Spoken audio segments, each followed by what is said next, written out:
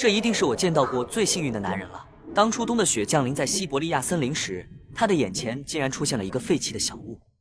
克鲁走进小屋开始查看，他发现小屋虽然破旧，屋顶也被损坏了，但他认为如果改造这里，肯定要比重新建造一个庇护所更节省时间。他把背包放下之后，开始收集材料，对小屋进行重建。掉下来的屋顶还能再次利用。这场初雪会让这里的温度迅速下降，他必须要在天黑之前把小屋改造完成，因为夜里有可能会达到-20度左右。如果现在你所在的地方超过了20度，就请在评论区吱个声，我看哪里还这么冷。屋顶被再次放上去之后，小屋的封闭性得到了很大的改善。他抬头观察了天气，乌云应该很快就会过去。为了安全考虑，他要对小屋进行整体的加固。首先就是房屋的外面结构，他用铁皮在拐角处用钉子进行了固定。接下来就是屋顶，用一根长钉把屋顶牢牢地钉在框架上面。然后他在屋内找到了一块玻璃，不过玻璃的大小和窗户完全不匹配，但木工出身的他拥有着非常丰富的建造经验。他把一块木板钉在了窗户的最高处，这样虽然减少了窗户的面积，但玻璃可以放在上面，而且还能节省材料。而两侧还在漏风的地方，他现场取材，用一块破旧的薄木板钉在了上面。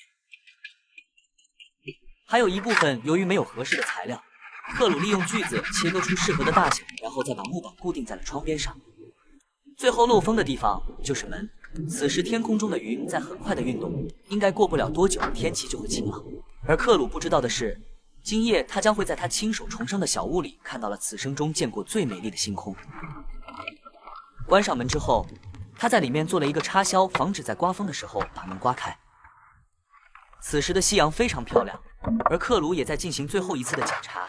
他发现还有一处漏风点，把最后的漏风处修补之后，他感觉到开始降温了。